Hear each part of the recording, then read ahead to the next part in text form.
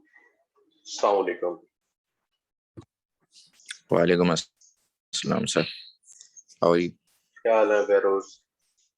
अल्हम्दुलिल्लाह सर, आपके? I'm good, अल्हम्दुलिल्लाह। चलें थोड़ा बहुत इंट्रोडक्शन कर लेते हैं पहले।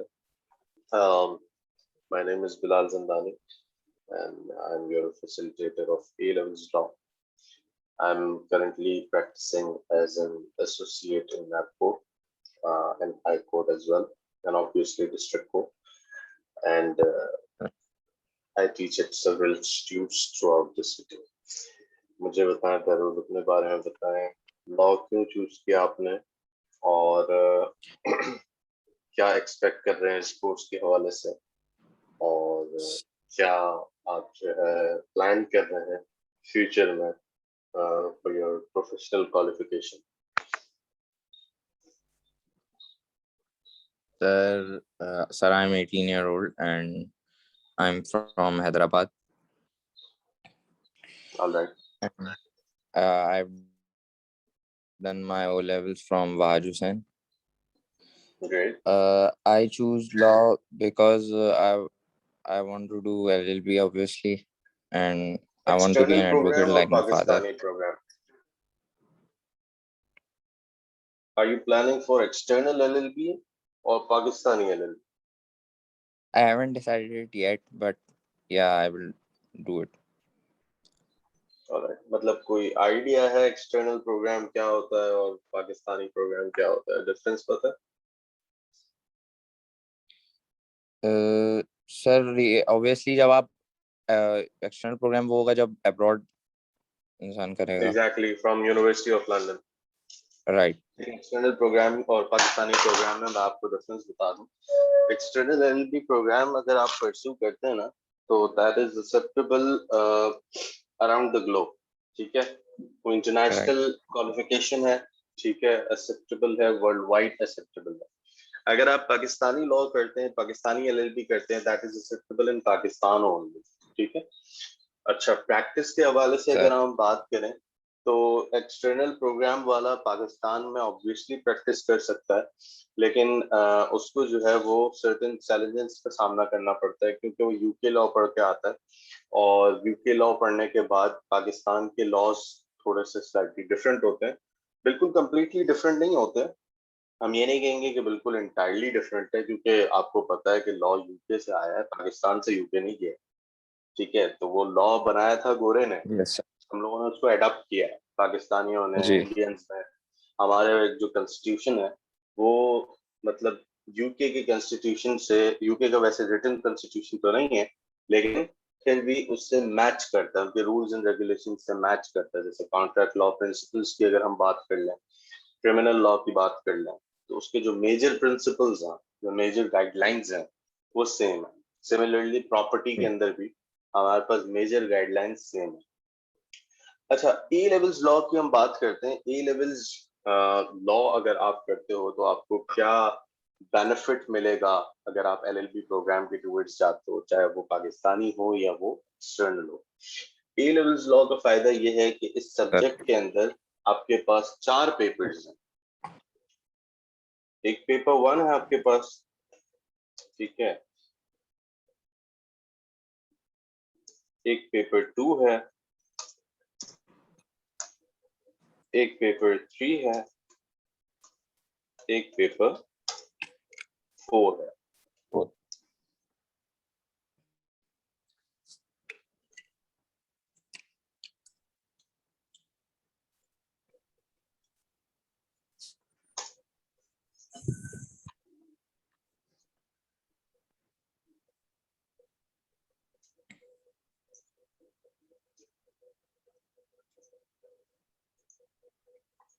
अच्छा, पेपर 1 क्या है? बेरोज, पेपर 1 है हमारे पास इंग्लिश लीगल सिस्टम। ठीक है, ये हमारे पास थ्योरी का पेपर है, जिसमें इंग्लिश लीगल सिस्टम के बारे में हमें बताया जाएगा कि इंग्लिश लीगल सिस्टम ऑपरेट कैसे करता है। ठीक है, इसके अंदर टॉपिक्स किस टाइप्स के होंगे? इसके अंदर टॉपिक्स होंगे such as alternative dispute resolution. Any idea what is alternative dispute resolution? सिर्फ सेंटेंस पे फोकस करो, लिटरल मीनिंग बताओ। डिस्प्यूट क्या होता है? कंफ्लिक्ट। ऑल्टरनेटिव मींस एक external method. Resolution means to solve that particular matter. Collectively क्या मतलब हुआ? ऑल्टरनेटिव डिस्प्यूट रेजोल्यूशन, यानी कि we are resolving our dispute outside the court। ठीक है, तो alternative dispute resolutions के बारे में हम पढ़ेंगे। What are the methods available to us when we are planning to resolve our dispute outside the courtroom? ठीक है, जरूरी नहीं है कि हर dispute जो है आपका कोर्ट रूम में ही सॉल्व हो। बहुत एक्सटर्नल मेथड्स भी हैं जो कि हम डिटेल में डिस्कस करेंगे। Obviously topics like process of a civil case, topics like Crown Prosecution Services. Crown Prosecution Services is basically a government department who deals with criminal cases in UK। ठीक है, तो ये prosecution का एक department है जो कि क्रिमिनल केसेस को प्रेजेंट करता है कोर्ट के अंदर। ये गवर्नमेंट ऑफिशियल्स होते हैं। ठीक है, तो क्राउन प्रोसिक्यूशन सर्विसेज जैसे चैप्टर्स हम पढ़ेंगे। इसके अलावा इंग्लिश लीगल सिस्टम के अंदर आप पढ़ेंगे concept of binding precedent. Precedent का मतलब पता है आपको? प्रीसिडेंट का मतलब होता है previous decisions, past decisions of court. आपने सुना होगा अक्सर, as you mentioned your father is a lawyer. ठीक है, तो पास्ट केसेस होते हैं कोर्ट के कुछ। सही है, जिसको हम एज अ रेफरेंस यूज करते हैं। सही है, जैसे सुप्रीम कोर्ट की जजमेंट है, या आपके पास हाई कोर्ट की जजमेंट है, या इवन इंटरनेशनल केसेस के रेफरेंस को जो है वो यूज किया जाता है अगर वो आपके केस में रेलेवेंट है। ठीक है, तो हम कॉन्सेप्ट डिस्कस करेंगे प्रेसिडेंट का, कि प्रेसिडेंट को रिकॉर्ड कैसे किया जाता है, उसको फर्दर फ्यूचर में एज अ रेफरेंस यूज कैसे किया जाता है। ठीक है, तो ये चीज हम डिस्कस करेंगे इंग्लिश लीगल सिस्टम के अंदर। फिर हम पढ़ेंगे statutory interpretation. What is a statute? दरोस, स्टैट्यूट क्या होता है?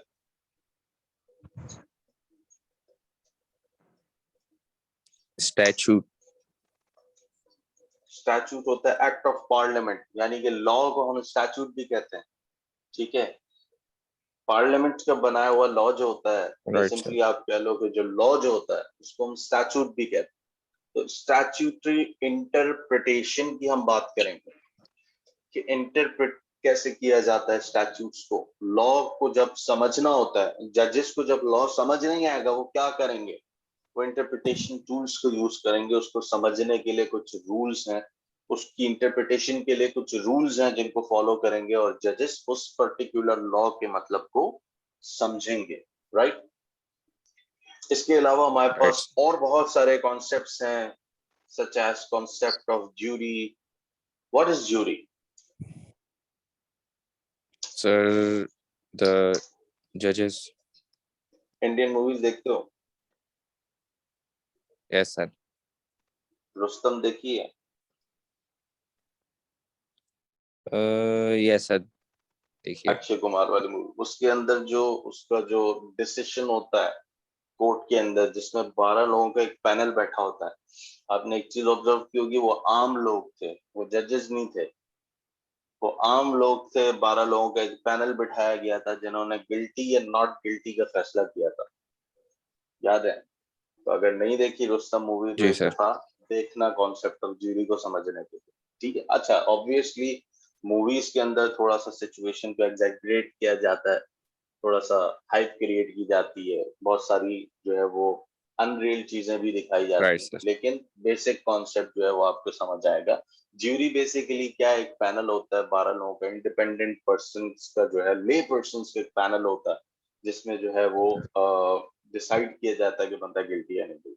ये किन केसेस में यूज होती है? उन केसेस में यूज की जाती है कि पैनल ज्यूरी का उन केसेस में बिठाया जाता है जहां पर एविडेंसेस या विटनेसेस के अंदर थोड़ा सा कंफ्लिक्ट आ रहा हो, क्लियरिटी नहीं हो कि भाई क्या डिसीजन आना चाहिए, तो जजेस के लिए ये बड़ी चैलेंजिंग सिचुएशन होती है। तो ऐसी सिचुएशन में या कोई पब्लिक फिगर से रिलेटेड केस हो, जैसे कि रुस्तम मूवी के अंदर आपने देखा होगा कि एक नेवी ऑफिसर जो है वो उस पर्टिकुलर केस के अंदर इन्वॉल्व Yes, sir. था, मर्डर केस के अंदर।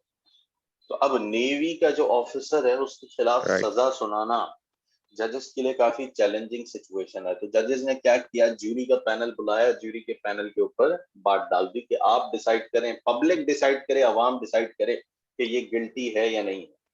तो क्या करते हैं कि ज्यूरी के सामने जो है वो केस को प्रेजेंट किया जाता है, विटनेसेस के जो बयान है वो लिए जाते हैं, और इसके बाद ज्यूरी के पैनल के ऊपर डिसीजन छोड़ दिया जाता है। ज्यूरी का पैनल सिर्फ और सिर्फ ये डिसाइड करता है वेदर पर्सन इज गिल्टी और नॉट गिल्टी, दैट्स इट। वो रीजनिंग नहीं देते, वो लॉ अप्लाई नहीं करते, उसके लिए जज बैठा हुआ है। उन्होंने सिर्फ बताना है गिल्टी नॉट गिल्टी, और वो एक कलेक्टिव मीटिंग में डिसाइड करते हैं, और एक रेशियो है जिसमें उनको डिसाइड करना होता है। जैसे फॉर एग्जांपल अगर 12 की ज्यूरी है तो 10 लोग जो है जब गिल्टी पर मानेंगे तब आपका जो है वो गिल्टी डिसीजन आएगा, राइट। तो हम ज्यूरी का Right, sir. कॉन्सेप्ट डिटेल में डिस्कस करेंगे, अभी तो मैं ऊपर से आपको ओवरव्यू दे रहा हूँ टॉपिक का, ठीक है। रोल ऑफ जजेस पढ़ेंगे हम, जजेस का क्या रोल होता है लीगल सिस्टम के अंदर। इसके अलावा हमारे पास टॉपिक्स हैं such as parliamentary law making process, parliament में लॉ कैसे बनता है, ठीक है। सिमिलरली हमारे पास जो इश्यूज हैं वो हैं डेलीगेटेड लेजिस्लेशन के, पार्लियामेंट सिर्फ और सिर्फ लॉ नहीं बना रही यूके के अंदर, एक और बॉडी है, एक और डिपार्टमेंट है जो लॉ बनाता है, जिसको हम कहते हैं डेलीगेटेड लेजिस्लेशन। यानी कि पार्लियामेंट में अपनी लॉ बनाने की जो Legislation. पावर है वो डेलीगेट की हुई है। यानी कि पार्लियामेंट के साथ साथ कुछ बॉडीज ऐसी हैं जिनको पावर पार्लियामेंट नहीं दी, ऑब्वियसली वो भी साथ में लॉ बना रही हैं अपनी अपनी फील्ड से रिलेटेड, अपने अपने डिपार्टमेंट से रिलेटेड। डेलीगेटेड लेजिस्लेशन से रिलेटेड हमारे पास क्या इश्यूज हैं, उनके क्या फायदे हैं, उनके क्या डिसएडवांटेजेस हैं, वो हम डिटेल में डिस्कस करें। चले, ये तो टॉपिक्स का ओवरव्यू हो गया। और भी बहुत सारे टॉपिक्स हैं, इंटरेस्टिंग टॉपिक्स हैं जो कि हम through out the course discuss करेंगे। अब जरा बात कर लेते हैं बेरोज पेपर पैटर्न की। तो ए लेवल्स लॉ का P1 का जो पेपर है वो होता है टोटल 75 मार्क्स का, राइट। इसमें आते हैं total Right. you have 6 questions,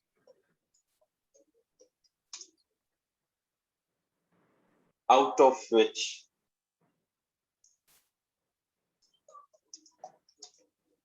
you have to attempt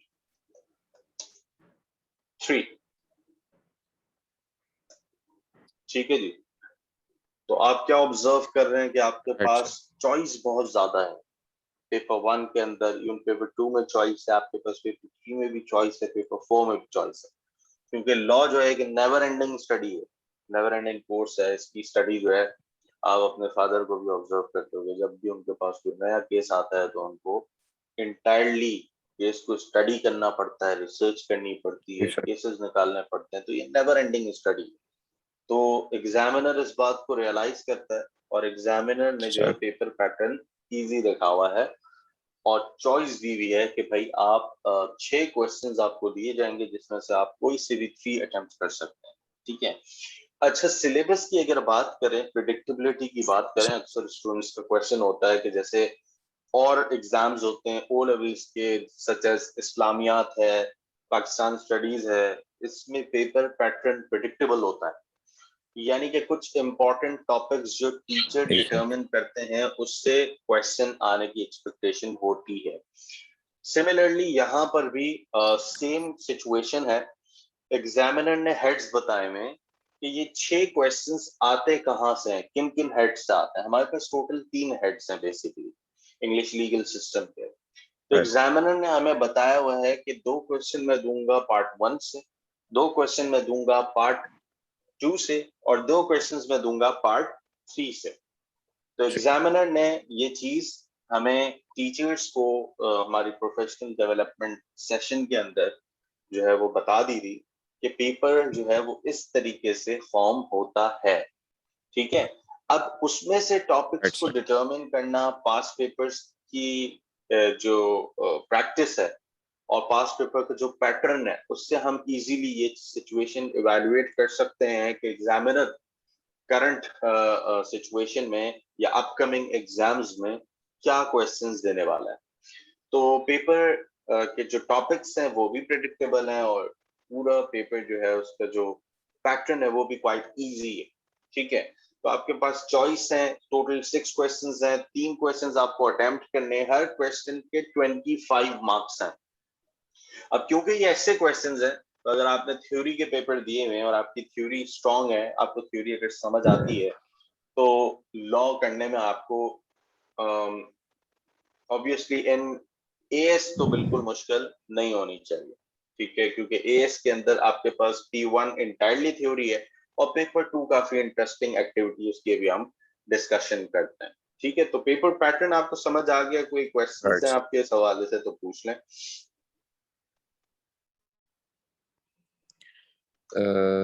sir ये आपने जो अभी इसके बारे में बताया कि आपको ये आइडिया है कि किस टॉपिक से आते हैं क्वेश्चंस, हम्म हम्म तो तो तो सर ये 3 यूनिट्स में से आते हैं। एग्जैक्टली, देखो 3 यूनिट्स हैं, हर यूनिट से 2 क्वेश्चन एग्जामिनर देता है, ठीक है। पेपर पैटर्न ही यही है, ये हमारी जो चीफ एग्जामिनर है फियोना, उन्होंने टीचर्स को ये गाइडलाइन दी है, ठीक है। ये बात स्टूडेंट्स को अक्सर नहीं पता होती कि क्वेश्चंस कहाँ से बन रहे हैं। वो अगर डिटरमिन कर भी रहे होते हैं ना, जैसे कुछ जो स्टूडेंट्स होते हैं उनके अंदर क्यूरियोसिटी होती है, वो पास्ट पेपर्स के पैटर्न को देखते हैं, तो पास्ट पेपर के पैटर्न को देखने से वो एक डिस्ट्रैक्टेड सा एक लिस्ट बनाते हैं जिसमें वो प्रेडिक्टेबल टॉपिक्स लिखते हैं, लेकिन उनको खुद पता नहीं होता कि किस हेड से हैं, ठीक है, क्योंकि एक मिक्स पैटर्न आपको देखने को मिलेगा पास्ट पेपर्स के अंदर कि अच्छा एग्जामिनर उन 3 सेक्शंस में भी थोड़ा सा घुमा रहा होता है। लेकिन एज अ टीचर हमें ये पता है, क्योंकि हम ये पूरी स्ट्रैटेजी एग्जामिनर की समझ के आए हैं कि एग्जामिनर किन पर्टिकुलर टॉपिक्स के ऊपर फोकस करेगा, ठीक है। तो ऑब्वियसली हम लोग पूरा कोर्स तो कवर करते हैं, लेकिन जो मेजर फोकस होता है वो 15 इंपॉर्टेंट टॉपिक्स के ऊपर होता है। हमारे पास टोटल 24 टू 25 टॉपिक्स हैं एएस लेवल के अंदर फॉर P1, जिसमें से हम 25 ही करेंगे, कंप्लीट करेंगे कोर्स को। लेकिन हमारा जो मेजर फोकस होगा वो उन 15 राइट सर। इंपॉर्टेंट टॉपिक्स के ऊपर होगा जो कि एग्जामिनर क्वेश्चन कर सकता है। आप देखें, हम लोग इंपॉर्टेंट टॉपिक्स में से ऐसा भी नहीं है कि 6 सवाल आते हैं तो हम 7 कर रहे हैं इंपॉर्टेंट मार्क करके, हम करेंगे इंपॉर्टेंट 15 पूरे प्रिपेयर। इसके बाद 15 में से 6 आएंगे पेपर में, और उन 6 में से फिर 3 आपको करने हैं वो जो आपको बेस्ट राइट आते हैं। सर। तो पेपर का जो पैटर्न है उसके ऊपर हमने, मतलब आप ये समझ लो कि पूरी रिसर्च की हुई है, तो उसमें इंशाल्लाह कोई डिफिकल्टी नहीं है। अब बात करते हैं पेपर 2 की। तो पेपर 2 जो है हमारे पास, वो है बेसिकली केस स्टडी, ठीक है। यहाँ पर टोटल आपके पास होते हैं 2 questions, out of which you have to attempt 1, ठीक है। यहाँ पर भी आपके पास चॉइस मौजूद है। अब यहाँ पर राइट सिचुएशन क्या है, यहाँ पर बेसिकली 4 पार्ट्स हैं आपके पास, part A, part B, part C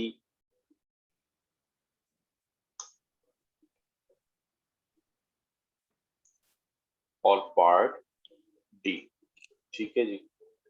part A के अंदर और सर। पार्ट बी और सी के अंदर आपने क्या करना है, यहाँ पर आपने अप्लाई करना है लॉ को, application of statutes.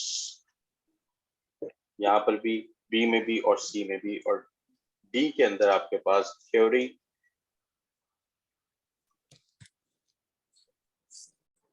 Based question होगा, जस्ट लाइक पेपर 1। ठीक है जी। अब यहाँ पर हम क्या करेंगे, ठीक सर। मैंने यहाँ पर एप्लीकेशन ऑफ स्टैट्यूट्स लिखा है। इसका मतलब क्या है, तो बेसिकली पेपर 2 के अंदर हमें डिफरेंट सिनेरियोज दिए जाते हैं। पार्ट ए में अलग सिनेरियो होगा, पार्ट बी में एक सिनेरियो होगा, पार्ट सी में एक सिनेरियो होगा, और एग्जामिनर हमें कहता है कि इस सिनेरियो को स्टडी करके इसके जो रेलेवेंट स्टैट्यूट्स हैं, जो सेक्शंस हैं, जो लॉज हैं, वो अप्लाई करो। अच्छा, एग्जामिनर पेपर 2 में हमें लॉज की शीट भी देता है, सेक्शंस की शीट भी देता है। मिसाल के तौर पर एक सिचुएशन आएगी कि भाई बहरोज एक लड़का है, उसने जो अपने घर में डॉग्स रखे हैं, ठीक है, और सेफ्टी पर्पसेस, उसके पास एक विजिटर आता है और उसका डॉग जो है उसको बाइट कर लेता है। राइट। तो आप बताएं कि बहरोज के ऊपर जो है वो क्या सेक्शंस लगने चाहिए, और उसने जो है क्या डॉग को रखने के लिए जो रिक्वायर्ड स्टैंडर्ड्स हैं उसको मीट किया या नहीं किया। अच्छा, अब ये सिचुएशन दी हुई होगी सिंपल सी, इसके साथ आपको जो है वो एक राइट। शीट दी होगी जिसमें लॉज लिखे होंगे। अब इससे रेलेवेंट लॉज क्या है, डेंजरस डॉग्स एक्ट है हमारे पास, तो डेंजरस डॉग्स एक्ट आपको रीड करना होगा, और सिचुएशन के हिसाब से आपको जो रेलेवेंट सेक्शंस लगते हैं वो आपको रेफर करने होंगे, और आपको रीजनिंग प्रोवाइड करनी होगी कि आपको ऐसा क्यों लगता है कि सेक्शन 1 सब सेक्शन 2 हमारे केस में एप्लीकेबल है, राइट। तो ये बड़ी इंटरेस्टिंग एक्टिविटी है, राइट। और हमारे पास मल्टीपल स्टैट्यूट्स हैं, डॉग से रिलेटेड है, थेफ्ट से रिलेटेड है, बर्गलरी से रिलेटेड है, ठीक है। इसके अलावा ऑफेंसिव वेपन्स एक्ट है, स्ट्रीट ऑफेंसेस एक्ट है, मोटरिंग ऑफेंसेस हैं, ट्रैफिक सिग्नल वगैरह की वायलेशन, मतलब छोटे से लेकर बड़े बड़े मसले, वो मसले जो कि यूके कोर्ट्स फेस करती अपनी डे टू डे रूटीन के अंदर, वो स्टैट्यूट्स हमारे पास गिवन होंगे, और उसी से रिलेटेड सिचुएशन हो। तो पेपर 2 में बेसिकली एग्जामिनर आपकी ड्राफ्टिंग स्किल्स को चेक करना चाहता है कि आप कॉम्पिटेंट लॉयर बन सकते हैं या नहीं बन सकते। तो पेपर 2 में आपकी सिर्फ और सिर्फ ड्राफ्टिंग स्किल्स जो है वो टेस्ट होती हैं। अच्छा, इस पेपर में लर्निंग रिक्वायर्ड नहीं है।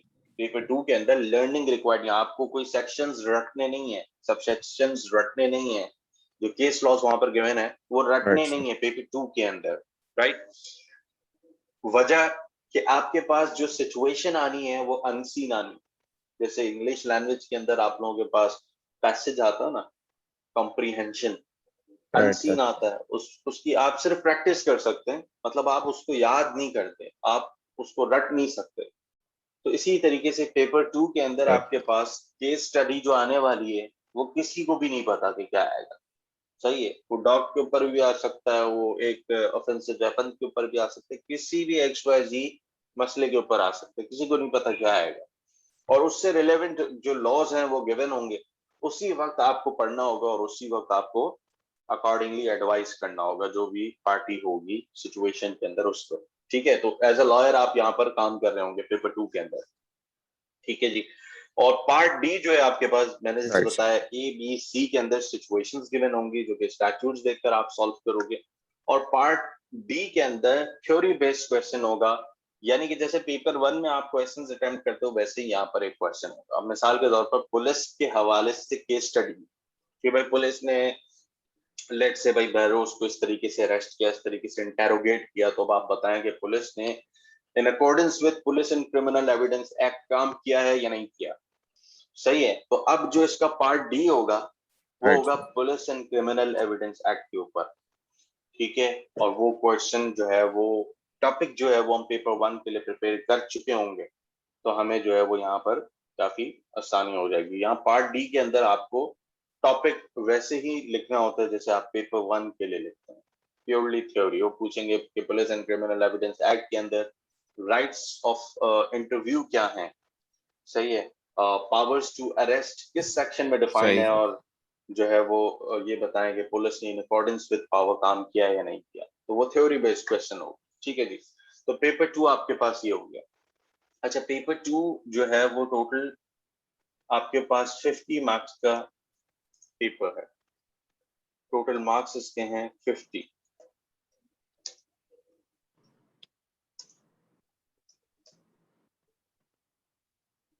ठीक है, उसके हैं 75, P1 के हैं 75। 5 अच्छा, बात कर लेते पेपर 3 और पेपर 4 की। पेपर 3 एंड पेपर 4 आपके आते हैं A2 के अंदर, लेकिन हम थोड़ा बहुत आइडिया ले लेते हैं कि पेपर 3 और पेपर 4 है क्या। Paper 3 is basically law of contract. यहाँ पर आपके पास जितने भी कॉन्ट्रैक्चुअल इश्यूज हैं वो डिस्कस होंगे। Contractual issues such as offer and acceptance. Offer क्या होती है, एक्सेप्टेंस क्या होती है, कॉन्ट्रैक्ट फॉर्म कैसे होता है, एग्रीमेंट क्या होता है, कॉन्ट्रैक्ट क्या होता है। ठीक है जी, ऑफर एंड एक्सेप्टेंस का आपके पास टॉपिक है। इसके बाद आप डिस्कस करेंगे यहाँ पर intentions to create legal relations. कि पार्टीज जब कॉन्ट्रैक्ट फॉर्म कर रही होती हैं तो उनकी इंटेंशंस किस हद तक इंपॉर्टेंट हैं और कोर्ट ऑफ लॉ इंटेंशंस को कैसे डिटरमिन करता है, ये हम डिस्कस करेंगे पेपर 3 के अंदर। हम लोग डिस्कस Right. करेंगे issues like consideration. What is consideration? Any idea? Literal meaning, हमेशा जब भी आपसे कोई भी क्वेश्चन करे, उसूल है कोर्ट के अंदर आपसे क्वेश्चन करे या कहीं पर भी कोई टीचर क्वेश्चन करे, तो हमेशा जो वर्ड पूछा जा रहा है उसके लिटरल मीनिंग को देखते हुए आंसर करो। Consideration, consideration is basically sacrifice. ठीक है, तो हम जो भी कॉन्ट्रैक्ट कर रहे होते हैं तो हम Right, sir. उसमें सेक्रीफाइस लाजमी कर रहे होते हैं। मिसाल के तौर पर आप मोबाइल परचेज करने के लिए जाते हो तो आपकी साइड से सेक्रीफाइस क्या है? आप उसको कैश देते Yeah. हो, आपका कैश जाता है, सही है। उसकी साइड से Yes, payment. सेक्रीफाइस क्या है? उसकी साइड से सेक्रीफाइस ये है कि वो Phone. अपना एसेट देता है आपको, एसेट फोन। ठीक है, तो वो फोन उसके पास से चला Right. जाता है, ये उसकी साइड से सेक्रीफाइस है। कैश आपके पास से चला जाता है, ये आपकी साइड से सेक्रीफाइस। तो लॉ ऑफ कॉन्ट्रैक्ट का ये मेजर प्रिंसिपल है कि you Right. Can not enter into the contract without giving consideration. Consideration दोनों पार्टीज देंगी, दोनों साइड से कंसिडरेशन आनी चाहिए। मैंने बता दिया आपको कि भाई आपकी साइड से कंसिडरेशन होगी, आप कैश देंगे उसको, उसकी साइड से कंसिडरेशन होगी, वो अपना एसेट आपको दे रहा हो।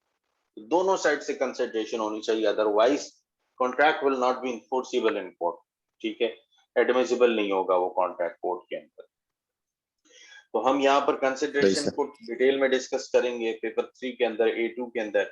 इसके अलावा हम जो है वो कैपेसिटी की बात करेंगे कि कौन लोग कॉन्ट्रैक्ट्स में एंटर हो सकते हैं और कौन लोग नहीं हो सकते। लॉ ने रिस्ट्रिक्ट भी किया सर्टेन इंडिविजुअल्स को, such as minors. People under the age of 18 are considered as minors and are not allowed to enter into the contract. ठीक है ना, वो कॉन्ट्रैक्ट में एंटर नहीं हो सकते। Right. तो कैपेसिटी से related issues, issues like breach of contract, कि जब कॉन्ट्रैक्ट ब्रीच करता है कोई तो उसके लिए रेमेडीज क्या होती हैं, उसके सॉल्यूशंस क्या होते हैं। इसके अलावा यहाँ पर हम पढ़ेंगे इश्यूज लाइक मिस रिप्रेजेंटेशन। बहुत सारे लोग हैं वो मिस रिप्रेजेंटेशन कर कर, गलत बात बताकर जो है आपको कॉन्ट्रैक्ट की तरफ अट्रैक्ट करते हैं, और फिर इसके बाद आपको बाद में रियलाइज होता है कि Right, sir. भाई आपने तो जो है वो गलत चीज खरीद ली है। तो उसके लिए क्या क्लेम होगा? सिमिलरली कभी कभी आप कॉन्ट्रैक्ट में गलती से एंटर हो जाते हो, यानी कि बहुत कोई मेजर मिस्टेक कर लेते हो, तो मिस्टेक से रिलेटेड इश्यूज को भी डिस्कस किया जाएगा पेपर 3 के अंदर। और भी काफी इंटरेस्टिंग टॉपिक्स हैं जो हम डिस्कस करेंगे पेपर 3 के अंदर। पेपर 3 के अंदर पैटर्न स्लाइटली डिफरेंट होता है। इसमें बेसिकली दो सेक्शंस होते हैं, एक सेक्शन ए होता है, राइट, और एक होता है आपके पास सेक्शन बी। सेक्शन ए के अंदर आपके पास जो है वो आते हैं थ्योरी क्वेश्चंस, ठीक है, और यहाँ पर आपके पास सेक्शन बी के अंदर आपके पास होते हैं सिनेरियो बेस्ड क्वेश्चंस, यानी कि case studies. Scenario based questions होते हैं, That's true. राइट। अच्छा, अब आ जाते हैं पेपर Right. 4 के ऊपर। What is paper 4? Paper 4 is basically law of taught. What is law of taught?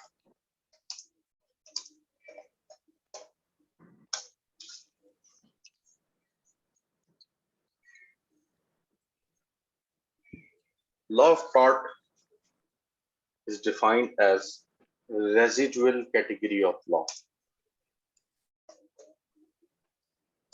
What do you mean by residual sir. category of law?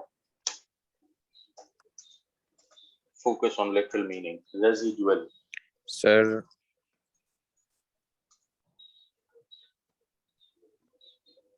Residual का literal meaning क्या होता है? जो बच गया है, राइट, जो right, रह sir. गया है पीछे। तो लॉ ऑफ टॉट के अंदर आपके पास वो Yeah. तमाम इश्यूज कवर्ड हैं Quantity. जो कि और किसी हेड में कवर्ड नहीं है, राइट।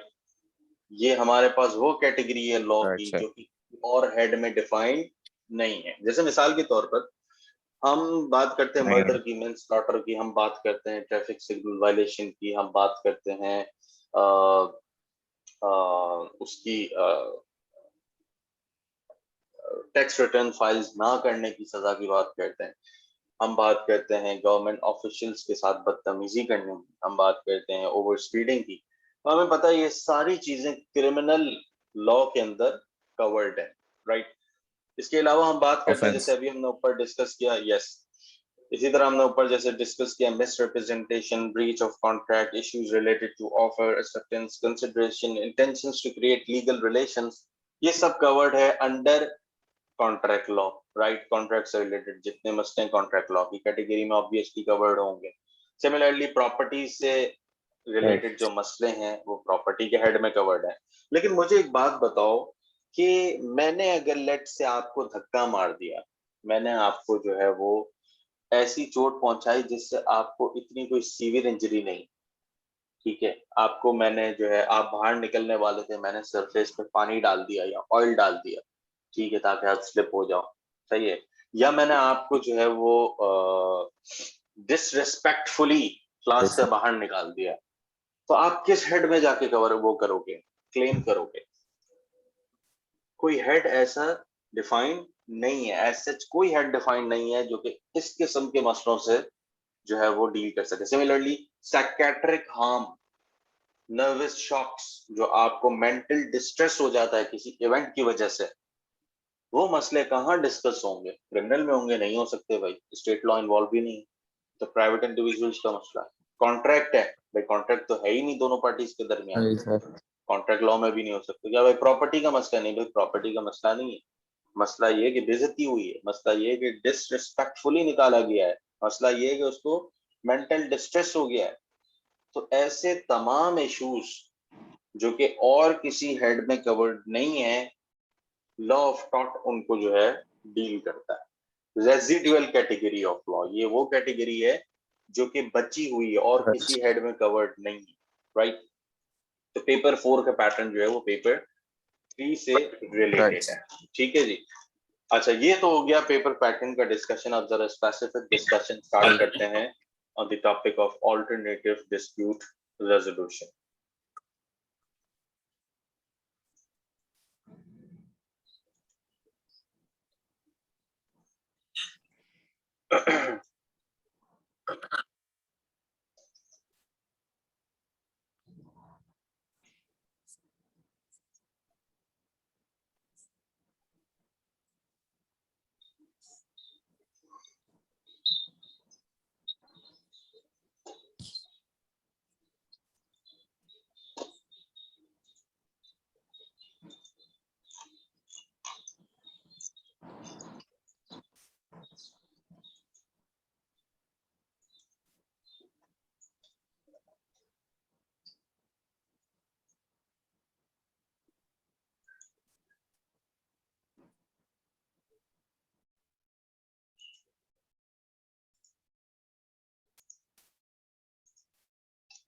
अच्छा बहरोज, मुझे ये बताओ, जैसे मैंने आपसे पहले एक क्वेश्चन किया था कि अल्टरनेटिव डिस्प्यूट रेजोल्यूशन है क्या, तो उसमें हमने डिस्कस किया था कि ये वो मेथड्स हैं जो कि outside the court options available हैं टू सेटल आवर डिस्प्यूट, ठीक है, to settle our problems, right. Right.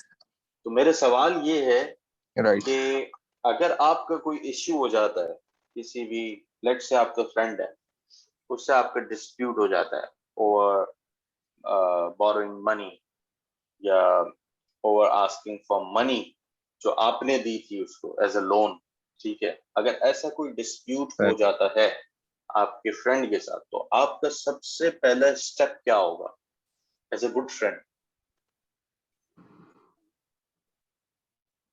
To sort it. How will you resolve that particular issue? कैसे करोगे? सिंपली सोचो, लीगल उसमें नहीं सोचो, सिंपली सोचो क्या करोगे सबसे पहले? By negotiating personally. एग्जैक्टली आप क्या करोगे? डायरेक्टली उससे नेगोशिएट करोगे कि देखो यार ये इशू है, इतने पैसे मैंने आपको दिए थे, अब ये आप बताते हैं कि आप कब तक मुझे ये पैसे रिटर्न करेंगे, ठीक है जी। अगर ये मेथड जो है वो वर्कआउट नहीं करता, फिर आप क्या करोगे?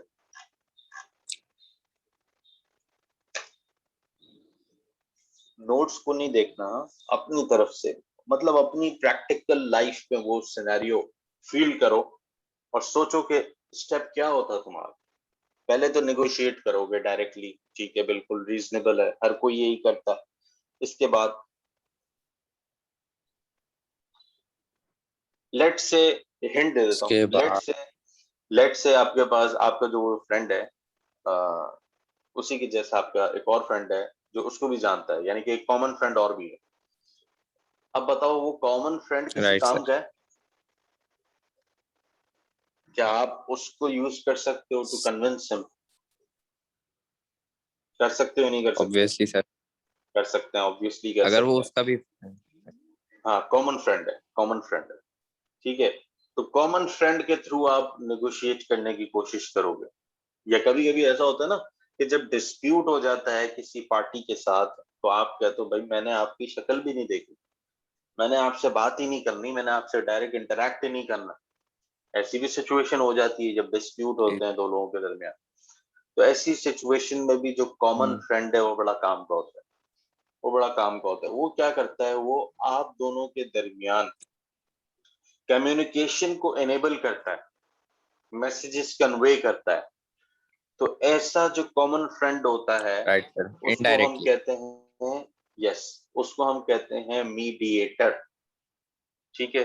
तो सबसे पहला मेथड जब भी आप outside the court room matter को डिस्कस करने की कोशिश कर रहे हो, first method is negotiation, second method is mediation, जिसमें आप अपने कॉमन फ्रेंड को जो है बीच में लेकर आते हो और वो मैसेजेस कन्वे करता है, आप दोनों के मैसेजेस को क्या कर रहा है, कन्वे कर रहा है।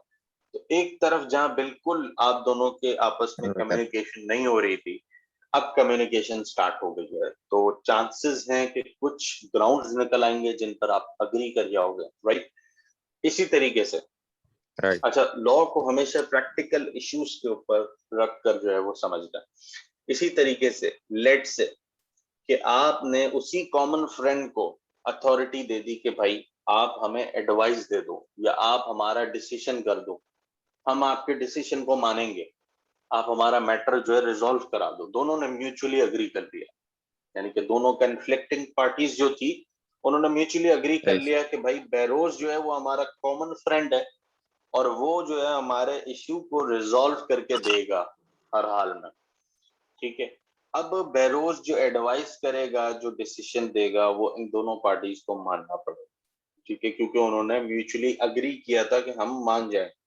तो कॉमन फ्रेंड ऐसे भी यूजफुल है। पहला हमने मेथड क्या पढ़ा, negotiation, direct negotiation with the party, no involvement of third person, right. फिर हमने पढ़ा कि भाई कंसीलिएशन है, कंसीलिएशन के अंदर क्या है, third party as a common friend enter होगी और वो एडवाइस करेगी, डिसीजन देगी। और हमने पढ़ा मीडिएशन, मीडिएशन में जो थर्ड पर्सन होगा, जो कॉमन फ्रेंड होगा, वो सिर्फ मैसेजेस कन्वे करेगा, राइट। अच्छा, अब मसला ये है क्योंकि ये कोर्ट रूम से बाहर का सेटलमेंट है, तो इसके डिसीजन कोर्ट में इन्फोर्सिबल नहीं होते थे, ठीक है। कोर्ट वाले कहते थे कि भाई ये तो आपने outside the court room settlement की है, तो ये आप लोगों का इंटरनल मैटर है, इसको आप सॉल्व करें। लेकिन मसला ये आ रहा था कि ऑल्टरनेटिव डिस्प्यूट रेजोल्यूशन की टेक्निक इंट्रोड्यूस इस वजह से की थी ताकि जो है वो जल्दी से जल्दी केसेस को सॉल्व किए जा सके, मसलों को खत्म किया जा सके। अब ये जो कॉन्फ्लिक्ट आ रहा था कि लोग जो है वो पहले कहते थे कि हम डिसीजन मानेंगे, जो भी कंसिलिएटर या मीडिएटर डिसीजन करवाएगा या जो भी मैसेजेस कन्वे होंगे उसकी बेसिस के ऊपर जो है वो कॉन्ट्रैक्ट जो है वो हम इवेल्युएट करेंगे और इशू को खत्म करेंगे। ये मसला आ रहा था कि लोग जो है फिर उस डिसीजन को मान नहीं रहे थे। तो कोर्ट ऑफ लॉ ने एडीआर की टेक्निक्स के अंदर आर्बिट्रेशन की एडिशन की। बोला कि भाई arbitration is a form of alternative dispute resolution, लेकिन इसका जो डिसीजन होगा वो कोर्ट में इन्फोर्सिबल होगा। अच्छा, आर्बिट्रेशन मेथड क्या है ये मैं आपको बता दूं। आर्बिट्रेशन के अंदर क्या होता है, सही सर। ये प्रैक्टिसेस इंटीरियर साइड पे बड़ी कॉमन है। अच्छा, अगर आपका जाना, वैसे आप कहाँ से बिलोंग करते सर हैदराबाद। हो? हैदराबाद, ठीक है। Hyderabad city, right? राइट। तो हैदराबाद के अंदर तो खैर अब बड़ी डेवलपमेंट हो गई है, ऑलमोस्ट वो कराची की तरह डेवलप्ड हो गया है। लेकिन जो इंटीरियर साइड है जहां पर वडेरा सिस्टम या आप कह लो कि चौधरी सिस्टम चलता है आज भी, वहां पर जो है इस तरीके से फैसले होते हैं। कैसे कि भाई जो ट्राइब का हेड होता है वो फैसले कराता है। सही है। अब जैसे डिफरेंट राइट सर। सिंधियों के अंदर डिफरेंट, सिंधियों की अगर बात करें स्पेसिफिकली, डिफरेंट ट्राइब्स हैं भाई। आपके पास भुगियो फैमिली है, फिर समो फैमिली है, फिर आपके पास जो है वो कोई शाह है, तो कोई वो है। तो जो भी ट्राइब का हेड हो, हर ट्राइब का हेड होता है, तो वो हेड जो है अपने ट्राइब के तमाम इश्यूज को देख रहा होता है। अच्छा, आर्बिट्रेटर भी सिमिलरली इसी तरह अथॉरिटेटिव बंदा होता है। सही है। वो किसी मस्जिद का इमाम हो सकता है, वो कोई राइट सर। रिटायर्ड जज हो सकता है, वो कोई ट्राइब का हेड हो सकता है, वो फैमिली का हेड हो सकता है। सही है। आप उसके पास जाओगे और अपने मैटर को बताओगे, दोनों कन्फ्लिक्टिंग पार्टीज उससे कांटेक्ट करेंगी, उसको इश्यूज के बारे में इन्फॉर्म करेंगे और वो इश्यूज सुनने के बाद एक डिसीजन देगा। उस डिसीजन को मानना आपके ऊपर लाजिम है, फर्ज है। अगर आपने नहीं माना तो कोर्ट के अंदर वो डिसीजन चैलेंज हो जाएगा और कोर्ट के अंदर जाकर कोर्ट जो है वो फैसला करेगा कि भाई आपने आर्बिट्रेटर के डिसीजन को मानना है। और जाहिर सी बात है कि अगर आप कोर्ट के फैसले को नहीं मानोगे तो आपके ऊपर कंटेम्प्ट ऑफ कोर्ट लगेगा। यानी कि कोर्ट जो है वो हो सकता है कि क्रिमिनल प्रोसीडिंग्स इनिशिएट कर दे अगर आप कोर्ट के फैसलों से कंप्लाई नहीं कर रहे, आप उनके फैसलों को एक्सेप्ट नहीं कर रहे, मान नहीं रहे, तो ये पॉसिबिलिटी है कि कोर्ट आपके खिलाफ प्रोसीडिंग इनिशिएट कर दे। राइट। तो ये तो हमारे पास मेथड्स हैं, इनको ऑब्वियसली डिटेल में हम डिस्कस करेंगे। लेकिन इससे पहले एडीआर की इंपॉर्टेंस की जरा बात करते हैं और डिस्कस करते हैं कि एडीआर को प्रेफर क्यों किया जाता है ओवर कोर्ट प्रोसीडिंग्स। तुम्हें क्या लगता है कि प्राइवेटली मैटर को सॉल्व करने के क्या फायदे होंगे, कोर्ट जाने के क्या नुकसानात होंगे? सुनते रहते होगे, घर में डिस्कशन होती होगी थोड़ी बहुत, कोर्ट का सिस्टम क्या है हमारे। Sir less time consuming. Court का सिस्टम या अल्टरनेटिव डिस्प्यूट रेजोल्यूशन के बेनिफिट्स मेंशन कर रहे हो, राइट? Right sir. हाँ, ठीक है। टाइम कंज्यूमिंग हो सकता है, कोर्ट प्रोसीडिंग जो है वो टाइम कंज्यूमिंग है, ये लेस टाइम कंज्यूमिंग है। इसके अलावा